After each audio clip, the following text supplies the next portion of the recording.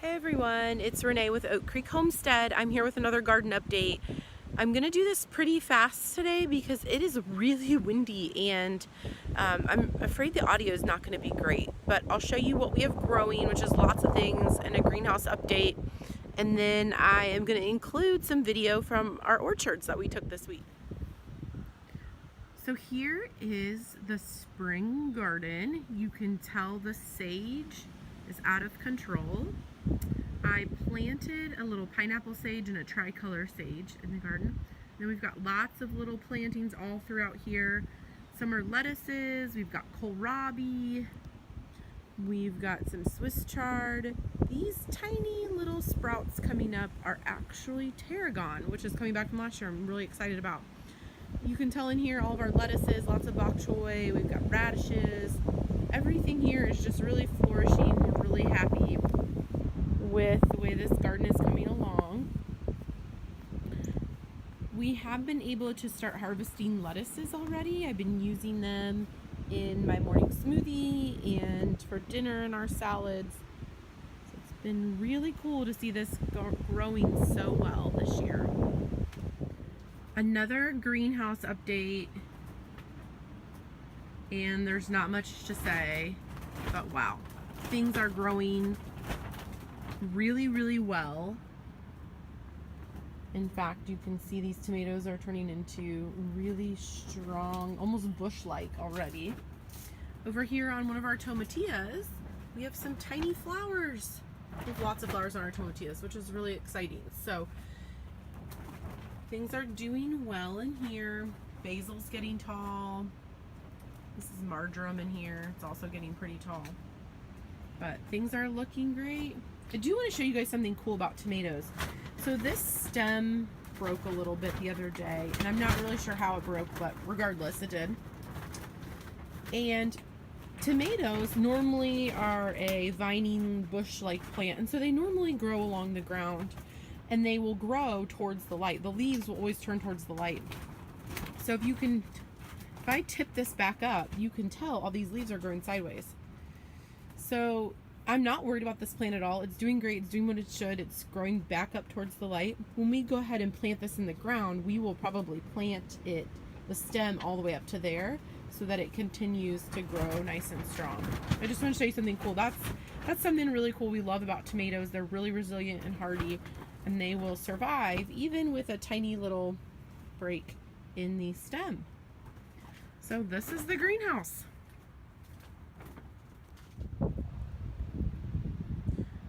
So quick update on the garden.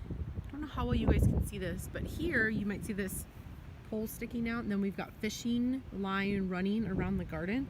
This is our handy dandy deer fence. We've also got another string of it up here. So they're about 12 to 18 inches apart. Fishing wire around your garden is the perfect deer fence because it's very cost effective and very effective as far as keeping deer out.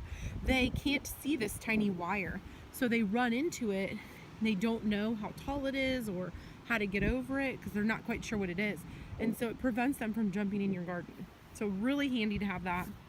If you look down here, you can tell our strawberries are doing great. We've also planted a whole bunch of other things in the garden. So there's some Swiss chard, there's some tatsoi spinach, escarole here.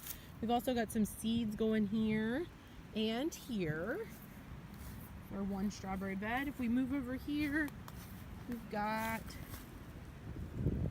all of the flowers blooming on our strawberry plants. And again, more escarole, planted some thyme out here, some Swiss chard along there, some more, a variety of greens, seeds back. I planted some seeds back in this little corner, some seeds in this corner, and some more greens. We still have a lot of work to do as far as finishing, prepping all the pathways, and getting the irrigation set up, and then cleaning out some of these beds with weeds so that we can start planting. You can tell, maybe you can see back in that bed right there, our sugar peas are doing really well too, so that's exciting. You guys see our gorgeous asparagus coming up in droves? starting to flower. You can appreciate those tiny little flowers up there. But our asparagus is looking really good. So the first half of the bed is called Jersey Giant. And the second half of the bed, you see that purple? Is a purple variety. The Purple Night, I believe. And again, it's coming up really well. This one's getting close to going to seed. Tiny little baby asparagus way down here coming up. So cool. Our asparagus is doing great. Welcome to our apple orchard. You can see all these little trees are doing so well. We have 27 trees, all apples. A variety of apples from Mitsu and Granny Smith, which are good for sauces and baking, to Liberty and Galas and Pink Ladies.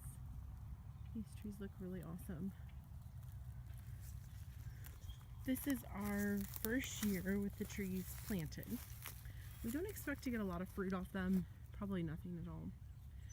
But the hope is that next year we will be able to pick some fruit. Might be a couple more years after that. But can you appreciate like how beautiful these flowers are? So gorgeous. This is the South Orchard. This one has pear trees. Pear trees are doing amazing. You can tell all these ones around the edge are really flourishing. The middle four right in here, 1, 2, 3, 4, are peaches. They're doing okay. Then we've got a handful of plums around the outside, which are also doing okay, not great. But look at how gorgeous this pear flower is. Oh look, there's a little beetle.